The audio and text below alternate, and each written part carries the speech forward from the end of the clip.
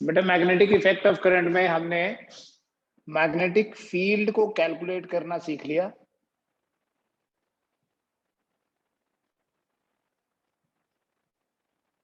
अभी हमारा जो टॉपिक है दैट इज मैग्नेटिक फोर्स। ठीक है, मैग्नेटिक इफेक्ट ऑफ करंट में मैग्नेटिक फील्ड इंटेंसिटी के बाद हम बात करेंगे आज से स्टार्ट कर रहे हैं इनफैक्ट मैग्नेटिक फोर्स की। मैग्नेटिक फोर्स बेटा जैसे आपने इलेक्ट्रोस्टैटिक्स में इलेक्ट्रिक फोर्स पढ़ा था, आपको याद होगा इलेक्ट्रिक फोर्स को हमने ऐसे पढ़ा था Q0 इंटू ई। जब भी कोई टेस्ट चार्ज किसी इलेक्ट्रिक फील्ड में होता है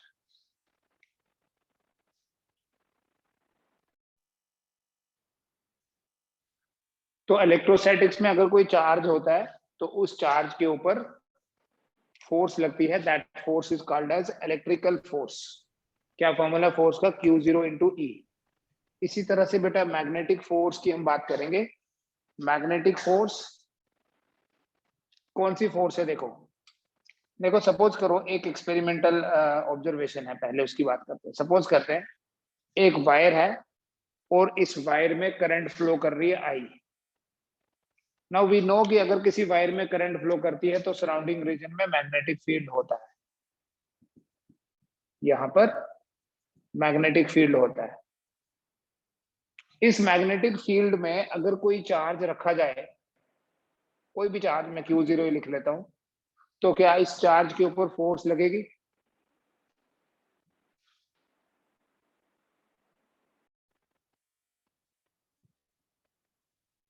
तो अगर किसी भी वायर के सराउंडिंग में मैग्नेटिक फील्ड है और उस मैग्नेटिक फील्ड में एक चार्ज रखा जाए तो एक नॉर्मल थिंकिंग ये कहती है कि अगर इलेक्ट्रिक फील्ड में हम चार्ज रखते हैं तो इलेक्ट्रिक फील्ड में उस चार्ज के ऊपर फोर्स लगती है, लेकिन अगर हम मैग्नेटिक फील्ड में एक चार्ज रखेंगे तो उसके ऊपर फोर्स नहीं लगती है।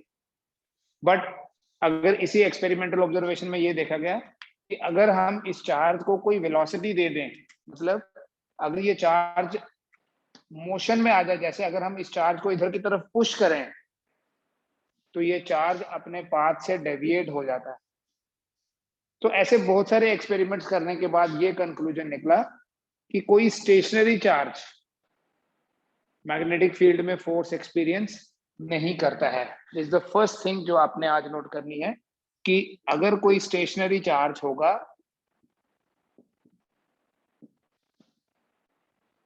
Stationary charge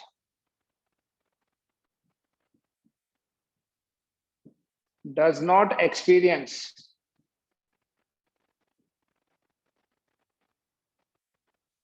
any force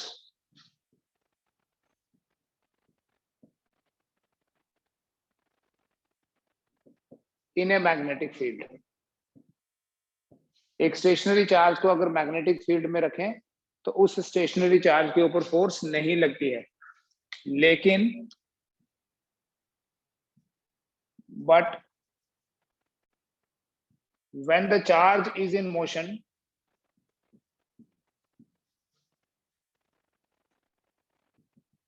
it experiences force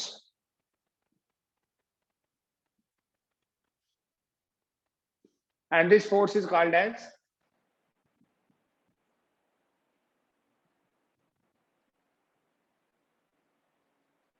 magnetic Lorentz force। इस फोर्स को क्या बोलते हैं? इस फोर्स को बोलते हैं मैग्नेटिक लॉरेंज। सो जब भी ये चार्ज मोशन में होता है तो मोशन में जो चार्ज होगा उसके ऊपर फोर्स लगेगी, उस फोर्स को बोलते हैं मैग्नेटिक लॉरेंज फोर्स। एक स्टेशनरी चार्ज को ऊपर कोई फोर्स नहीं लगती, बट अगर चार्ज मोशन में है तो उसके ऊपर फोर्स लगती है, that force is called as Lorentz. Actually scientist का नाम है। तो बड़े सारे एक्सपेरिमेंट्स करने के बाद लॉरेंज ने उस फोर्स को मैथमेटिकली एक्सप्रेस किया।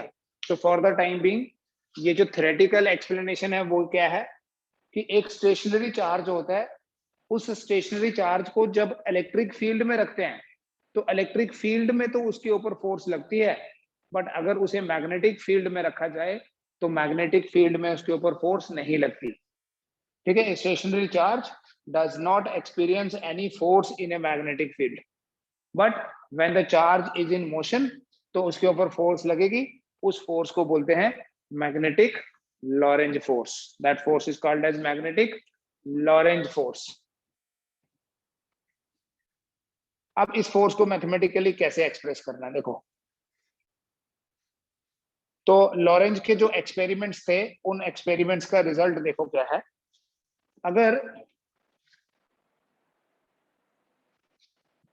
अगर कोई पार्टिकल है जिसका चार्ज है Q और ये पार्टिकल v वेलोसिटी से मैग्नेटिक फील्ड की जो डायरेक्शन है, कोई एक्सटर्नल मैग्नेटिक फील्ड पहले से है यहाँ, अगर कोई पार्टिकल जिसका चार्ज Q है v वेलोसिटी से मैग्नेटिक फील्ड के साथ थीटा एंगल बना रहा है और मूव कर रहा है, v वेलोसिटी से जा रहा है, तो उसके ऊपर जो फोर्स लगती है देखो क्या क्या गिवन है यहाँ। ए particle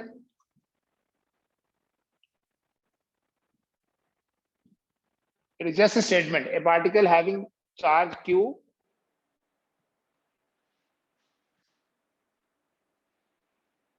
moving with a velocity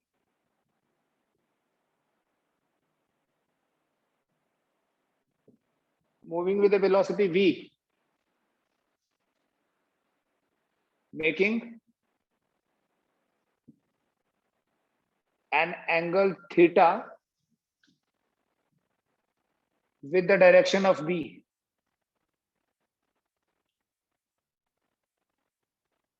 एक पार्टिकल है जिसका चार्ज Q है, v वेलोसिटी से moving with the velocity v, making an angle theta with the direction of b,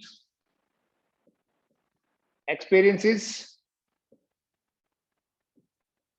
force Fm which is given by Fm equal to Q। एक तो charge कौन सा है, दूसरा बेटा वेलोसिटी का वो कंपोनेंट जो मैग्नेटिक फील्ड के परपेंडिकुलर है। अगर ये वेलोसिटी मैग्नेटिक फील्ड के साथ थीटा एंगल बना रही है, this will be v sin theta. So we write here q v sin theta into b, and simple format में हम इस फोर्स को ऐसे लिखते हैं Fm equal to q v b sin theta. कोई भी चार्ज जब किसी मैग्नेटिक फील्ड में मूव करता है तो उसके ऊपर जो फोर्स लगती है, ये एक्सपेरिमेंटल रिजल्ट है बेटा, उस फोर्स को बोलते हैं मैग्नेटिक लॉरेंज फोर्स, और ये फॉर्मूला है फोर्स का QVB। बहुत इंपॉर्टेंट फोर्स है ये। पूरी फिजिक्स में दो ही ऐसी फोर्सेस हैं जैसी ये है। क्या स्पेशलिटी है इसकी देखो, ये एक वेलोसिटी डिपेंडेंट फोर्स है। इससे पहले आपको 11th में भी बताया था, हमने एक फोर्स के बारे में पढ़ा था फ्लूइड डायनेमिक्स में, F equal to 6 pi eta V R, एक फॉर्मूला देखा होगा आपने, 6 pi eta V into R, Stokes law है ये, विस्कस फोर्स बोलते हैं इसको। ये भी एक वेलोसिटी डिपेंडेंट फोर्स है। This is also a velocity dependent force. F m equals to QVB sin theta. एक चार्ज Q v वेलोसिटी से मूव कर रहा है, मैग्नेटिक फील्ड B है, और थीटा एंगल है जो वेलोसिटी और मैग्नेटिक फील्ड के बीच में है। ठीक है, तो फॉर्मूला क्या बना, QVB sin थीटा।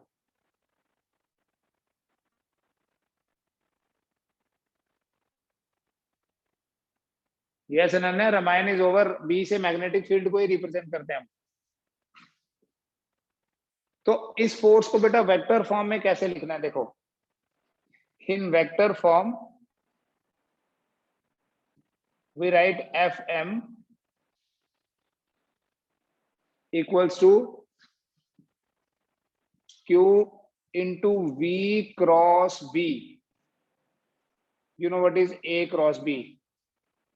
V और B के बीच में है ना एंगल थीटा, तो V cross B will B VB sin theta.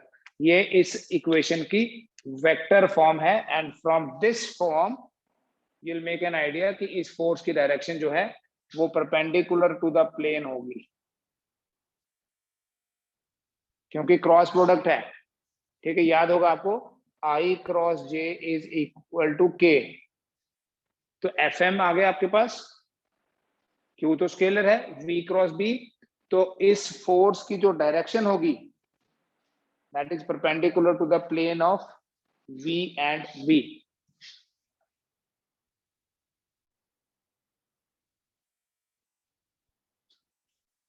The direction of this force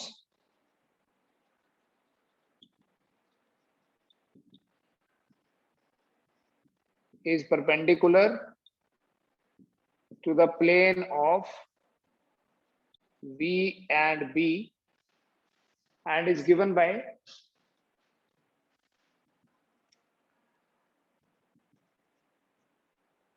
Fleming's left hand rule। Force की डायरेक्शन के लिए we use Fleming's left hand rule। We'll learn how to use this to get the direction of force। ठीक है, for the timing आप ये लिखें। तो ये वेक्टर फॉर्म से ही चाहे हम स्टार्ट करें, एक चार्ज क्यू है, वी वेलोसिटी से मूव कर रहा है मैग्नेटिक फील्ड की डायरेक्शन के साथ थीटा एंगल बनाते हुए, तो फोर्स लगेगी क्यू वी क्रॉस बी। ठीक है, और सिंस ये क्रॉस प्रोडक्ट है so it comes sine theta, तो इस फोर्स की जो डायरेक्शन होगी वो v और b के प्लेन के परपेंडिकुलर है। The direction of force is perpendicular to the plane of v and b। v vector velocity vector, b vector is magnetic field intensity. तो ये फ्लेमिंग्स लेफ्ट हैंड रूल कैसे use करना है, आपने अपने लेफ्ट हैंड को इस तरह से स्ट्रेच करना है as if thumb, first finger and middle finger they should be perpendicular to each other। thumb जो है देखो ऐसे ऐसे याद रखना,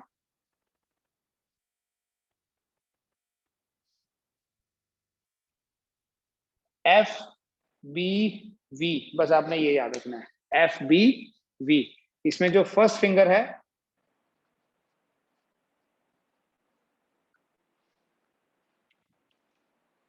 that gives the direction of magnetic field, उसकी डायरेक्शन उधर ही रखना जिधर मैग्नेटिक फील्ड है। मिडल फिंगर जो होती है वेलोसिटी की डायरेक्शन है, middle finger gives the direction of velocity, और थंब जो होगा it will give the direction of force. ठीक है, तीन ही चीजें यहाँ, तीन ही वेक्टर्स हैं जिनकी डायरेक्शन की बात की जाएगी, एक तो फोर्स की, एक वेलोसिटी की। तो इसके हम डिफरेंट केसेस हम सीखेंगे। we'll learn how to use Fleming's left hand rule। this is very important, आगे करके यही यूज होना है। so just remember FBV, force, magnetic field, velocity। force, magnetic field, velocity। आपने अपनी फर्स्ट फिंगर को रखना है along the direction of magnetic field, ठीक है, मिडिल फिंगर को रखना है along the direction of velocity। तो जिस डायरेक्शन में थंब जाएगा that will be the direction of force। ठीक है, we'll take examples, but first let us understand this equation again। so the situation is, कोई भी चार्ज जब किसी मैग्नेटिक फील्ड में मूव करता है तो उस चार्ज के ऊपर फोर्स लगेगी, उस फोर्स को मैग्नेटिक लॉरेंज फोर्स बोलते हैं, which is given by Fm equals to QVB sin theta।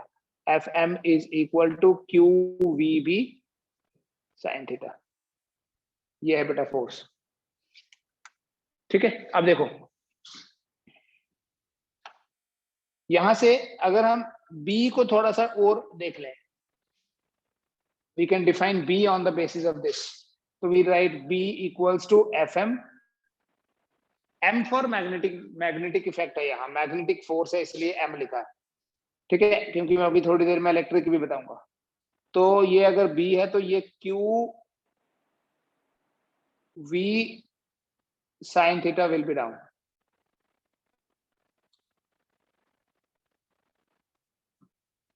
B equals to Fm divided by QV sin theta। अगर बेटा देखो, अगर फोर्स जो है 1 न्यूटन हो, चार्ज की वैल्यू 1 कूलम हो, वेलोसिटी 1 मीटर पर सेकेंड हो और साइन थीटा 1 हो, यूनिट वैल्यू डिफाइन कर रहा हूं मैं। साइन थीटा 1 कब होता है? When theta is 90 degree. अगर ऐसी सिचुएशन होगी तो फॉर दिस जो b है हमारा, b will be equal to 1 tesla. Here T is Tesla.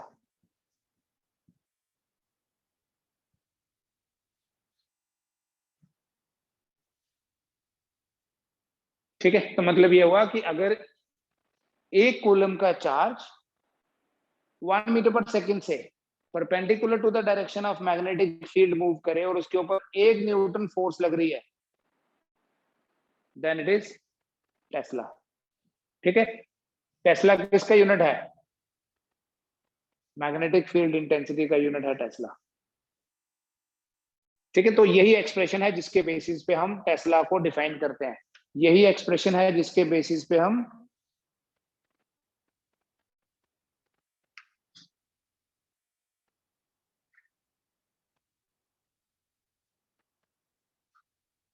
Magnetic field intensity का यूनिट भी डिफाइन करेंगे।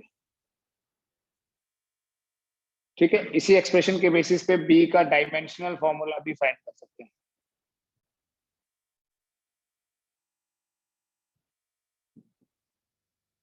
बी का डायमेंशनल फॉर्मूला फाइंड करो, क्या होगा?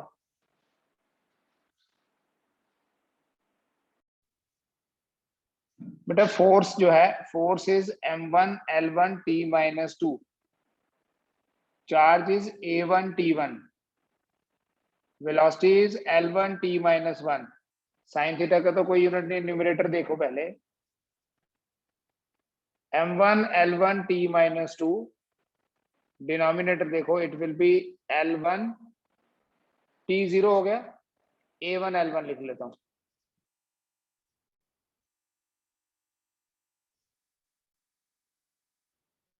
So it would be equal to m1 l0 t-2 a-1। Check कर लो, यही है बेटा। देखिए, अगर थीटा की वैल्यू 0 या 180 डिग्री हो, अगर थीटा की वैल्यू 0 या 180 डिग्री हो तो साइन थीटा जो है वो तो 0 हो जाएगा। साइन 0 भी 0 होता है, साइन 180 भी 0 होता है। बेटा जब साइन थीटा 0 हो जाएगा तो जो fm है that will be equal to 0। So one line conclusion ये है कि कोई भी पार्टिकल, देखो थीटा 0 होने का, थीटा किसके बीच में एंगल है? वेलोसिटी और मैग्नेटिक फील्ड के बीच में एंगल है थीटा। वेलोसिटी और मैग्नेटिक फील्ड, अगर थीटा 0 तो मतलब वेलोसिटी और मैग्नेटिक फील्ड आपस में पैरेलल है, और अगर थीटा 180 तो इसका मतलब एंटी पैरेलल है। तो डायरेक्टली ये याद रखेंगे आप, ए चार्ज मूविंग पैरेलल और एंटी पैरेलल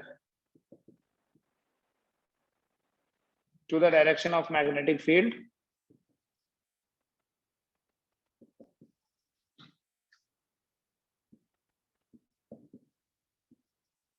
कोई भी चार्ज अगर पैरेलल या एंटी पैरेलल मूव करता है to the direction of magnetic field, it does not experience any force.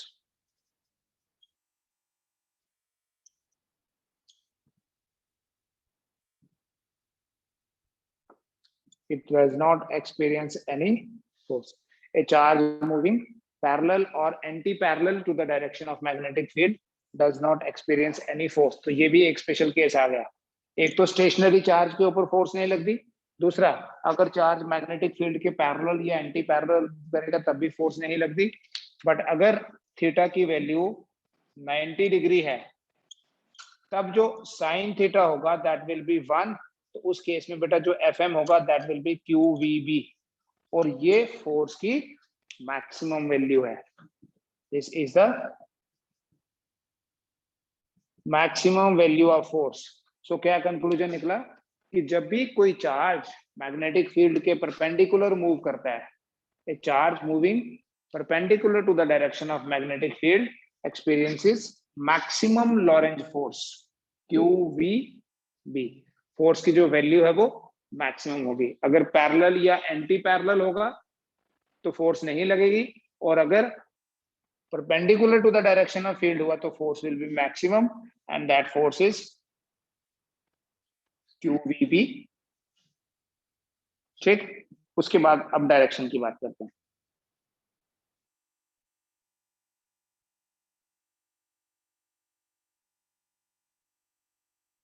अभी देख रहे हैं बेटा, डायरेक्शन की बात ही नहीं कर रहे हैं ना, अभी सिर्फ मैग्नीट्यूड की बात कर रहे हैं। अभी बताऊंगा सर्कुलर कब होगा, स्ट्रेट लाइन कब होगा। देखो, सपोज ये कोई मैग्नेटिक फील्ड है, यूनिफॉर्म मैग्नेटिक फील्ड है, एंड इसे नॉन यूनिफॉर्म भी हो सकता है, मैं just to make the thing simpler I am taking a uniform magnetic field. इस यूनिफॉर्म मैग्नेटिक फील्ड की डायरेक्शन ऐसी है जैसे आपको ये दिख रही है, so this is the direction of B here. अगर हम कोई पार्टिकल यहां रख लेते हैं, एक पार्टिकल है जिसका चार्ज है Q, रखने से तो कुछ नहीं होता, बट अगर पार्टिकल इधर जाए या पार्टिकल इधर जा रहा है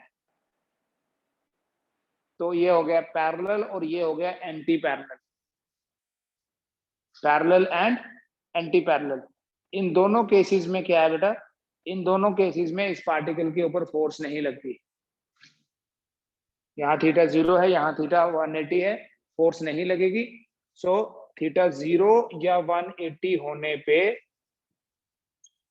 जो फोर्स है वो 0 होगी। और जब भी बेटा फोर्स, एक पार्टिकल देखो, एक पार्टिकल मूव कर रहा है बट उसके ऊपर फोर्स नहीं लग रही है, तो पार्टिकल विल मूव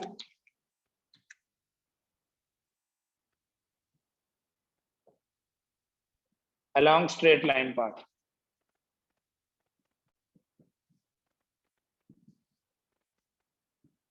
अगर कोई चार्ज पार्टिकल मैग्नेटिक फील्ड के पैरेलल या एंटी पैरेलल मूव कर रहा है तो उसकी डायरेक्शन चेंज नहीं होगी, बिकॉज फोर्स 0 होने का मतलब क्या है, फोर्स 0 होने का मतलब एक्सेलरेशन 0, एक्सेलरेशन 0 होने का मतलब उसकी वेलोसिटी कांस्टेंट रहेगी, और जब भी वेलोसिटी कांस्टेंट होती है तो स्ट्रेट लाइन पाथ ही रहता है। दूसरा बेटा देखें, अगर थीटा 90 डिग्री है, let us discuss this case, उसके बाद फिर 90 के अलावा कुछ और भी बात करेंगे। थीटा 90 डिग्री है, ठीक है, let us understand theta 90 degree होगा कैसे। सपोज ये यूनिफॉर्म मैग्नेटिक फील्ड है, बट इस बार जो मेरे पास मैग्नेटिक फील्ड की डायरेक्शन है that is radially like acting inward into the board of this, into the plane of this board, या अगर आप अपनी कॉपी पे क्रॉस लगाएंगे ऐसे तो हम ये बोलेंगे कि मैग्नेटिक फील्ड की डायरेक्शन जो है that is into the plane of this sheet. ठीक है, अंदर की तरफ डायरेक्टेड है, बाहर भी हो सकता है, मैं वो वाले केसेस भी ले लूंगा। मान लो एक पार्टिकल इधर जाने लगा,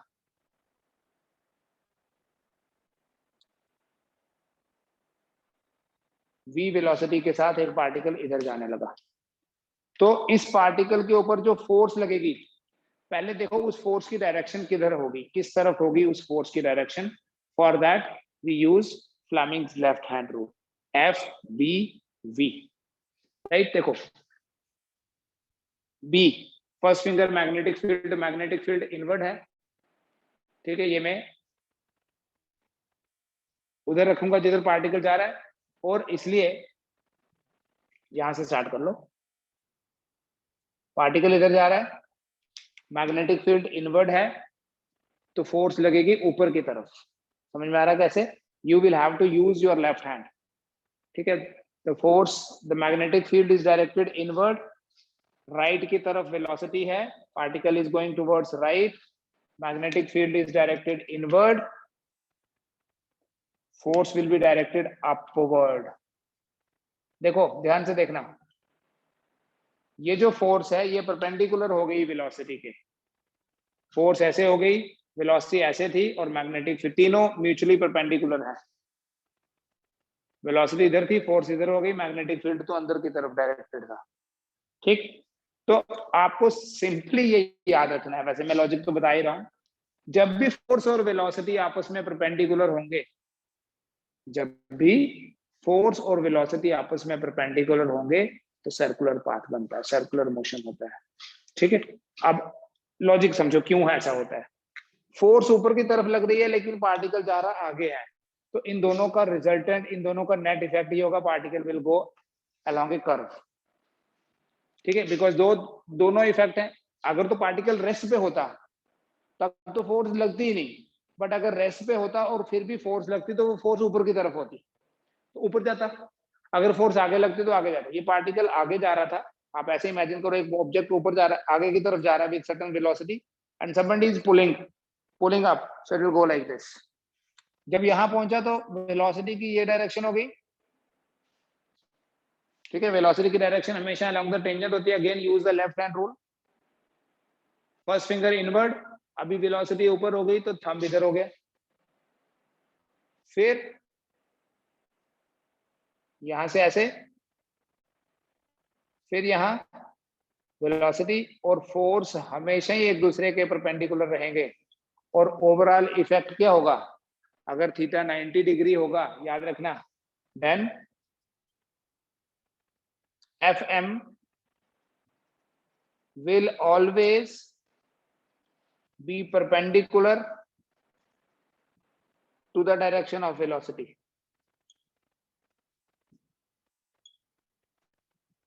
फोर्स जो है वो हमेशा वेलोसिटी की डायरेक्शन के परपेंडिकुलर होगी, एंड देयरफॉर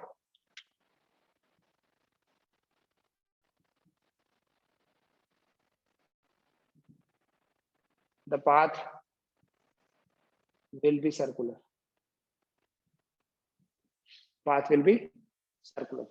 तो अगर थीटा 0 या 90 है, 0 या 180 है, 40 मतलब स्ट्रेट लाइन, और अगर थीटा 90 होता है तो ऑटोमेटिकली फोर्स जो है वो भी वेलोसिटी के परपेंडिकुलर हो जाती है। और कोई भी ऐसा मोशन जिसमें फोर्स और वेलोसिटी परपेंडिकुलर होते हैं, that is a always a circular motion. तो बेटा इस सर्कुलर मोशन में जो यहाँ आपके पास सामने पिक्चर में है, आपको एक बेसिक इक्वेशन पता है, सर्कुलर मोशन में हमेशा सेंट्रीपिटल फोर्स चाहिए होती है। मतलब सर्कुलर मोशन में रहने के लिए इस पार्टिकल को सर्कुलर मोशन में, ये जो फोर्स है इसी की वजह से है। ये आपको याद होगा कि जो फोर्स सेंटर की तरफ डायरेक्टेड होती है उसे सेंट्रीपिटल फोर्स बोलते हैं, वो उसको सर्कल में मेंटेन रखती है, और वो हमेशा किसी दूसरी फोर्स के कारण होती है। जैसे जैसे इलेक्ट्रॉन रिवॉल्व करता है न्यूक्लियस के अराउंड, तो electrostatic force provides the centripetal force. फिर मून रिवॉल्व करता है अराउंड द अर्थ, तो gravitational force provides the centripetal force. तो यहां बोलेंगे here the magnetic Lorentz force,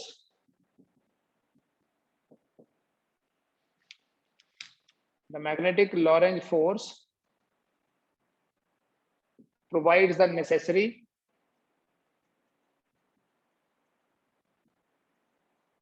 centripetal force. Magnetic Lorentz force जो है, it provides the necessary centripetal force. Therefore हम ऐसे लिखेंगे mp square by r। मान लीजिए सर्कल का रेडियस, ये आपको इक्वेशन काम आएगी न्यूमेरिकल्स कल करेंगे। सेंट्रीपिटल फोर्स हमेशा किसी दूसरी फोर्स के कारण होती है, तो यहाँ सेंट्रीपिटल फोर्स किसके कारण है, मैग्नेटिक लॉरेंज फोर्स के कारण है। ये दो केसेस हो गए बेटा। पहला केस, आप ऐसे और केसेस खुद बना सकते हैं, और देखो सर्कुलर पाथ बनेगा हमेशा। जैसे यहाँ मैंने मैग्नेटिक फील्ड आउटवर्ड लिया, इनवर्ड लिया, आप आउटवर्ड लेके चेक करो। ठीक है, draw the path, you will see कि जब जब थीटा 90 डिग्री होगा the path will be circular path.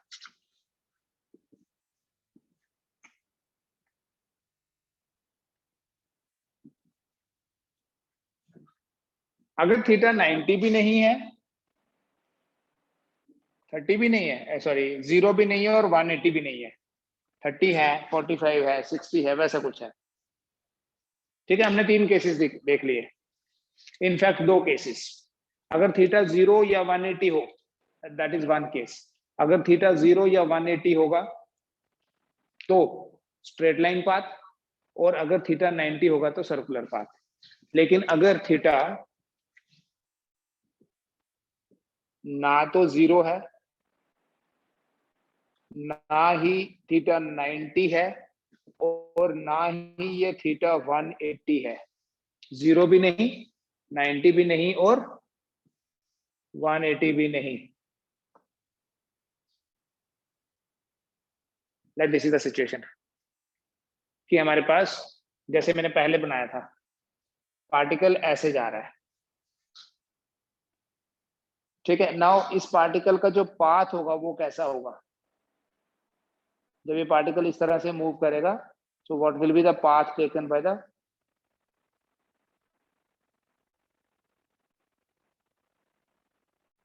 Particle? देखो, ये है theta, neither it is 0 nor 180 nor 90। बेटा जब भी थीटा 0, 90 और 180 नहीं होगा, तो इस पार्टिकल की जो वेलोसिटी है v, it can be resolved into two components. कौन कौन से? एक होगा v cos थीटा और दूसरा होगा v, किसी भी वेक्टर के दो कंपोनेंट्स होते हैं प्लेन में। इधर मैग्नेटिक फील्ड है अगर, तो वेलोसिटी का इधर जो कंपोनेंट होगा that will be v cos theta, this will B along the direction of v, और जो v sin थीटा होगा it will be perpendicular to the direction of v।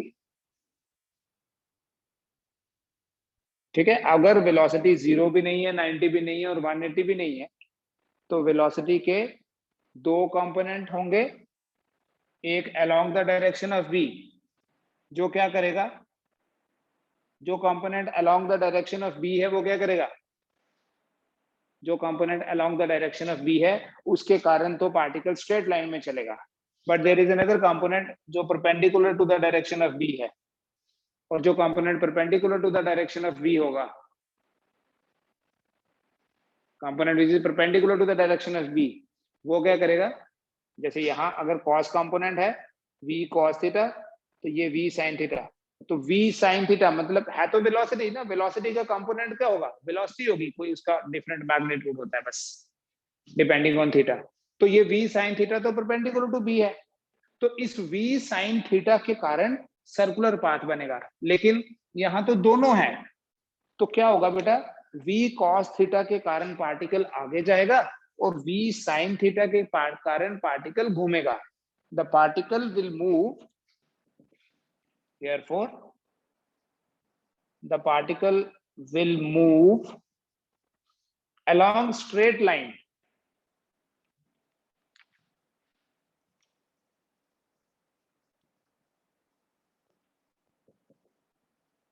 along straight line due to v cos theta, but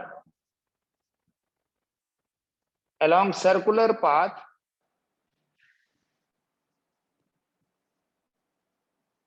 due to v sin theta. So we have both the things here, v cos theta के कारण सीधा and v sin theta के कारण along circular path। और देखो overall effect क्या होगा, the particle will move along a helical path। ठीक है, the combined effect of both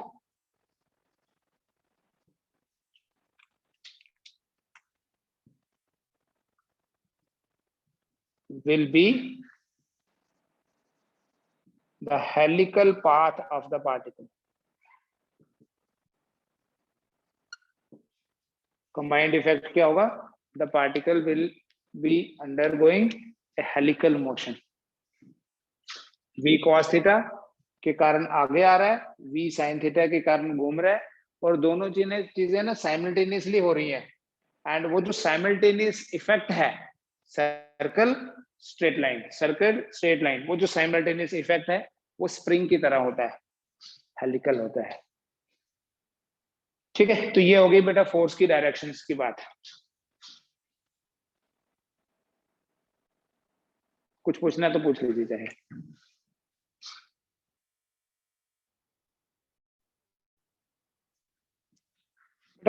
अगर कोई चार्ज Q है, a charge Q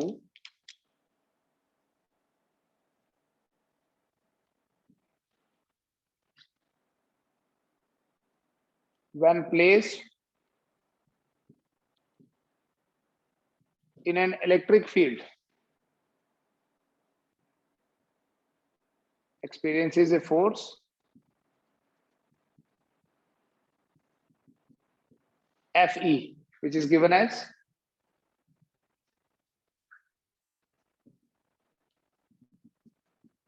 Fe equals to Q into E. Q charge है, किसी इलेक्ट्रिक फील्ड में पड़ा है, electric field intensity is E.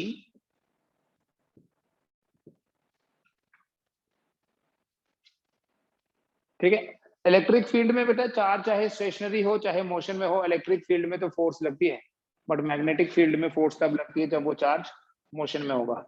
तो total force,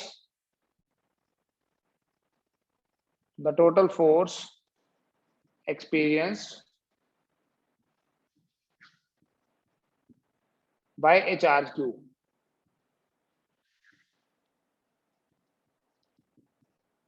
moving in the presence of both electric and magnetic fields is, अगर electric field और magnetic field दोनों present हैं तो जो टोटल फोर्स होगी बेटा that would be equal to Fe plus Fm. इस टोटल फोर्स को वेक्टर फॉर्म में भी लिख सकते हैं बिकॉज फोर्स तो एक वेक्टर क्वांटिटी है, which means F vector equals to Q into E plus Q into V cross B. We can take Q common and write E plus V cross B.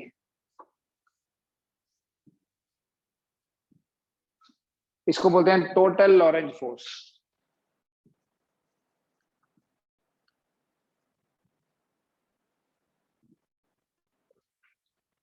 ठीक है, इतना करो आज, and if you have any doubts let me know.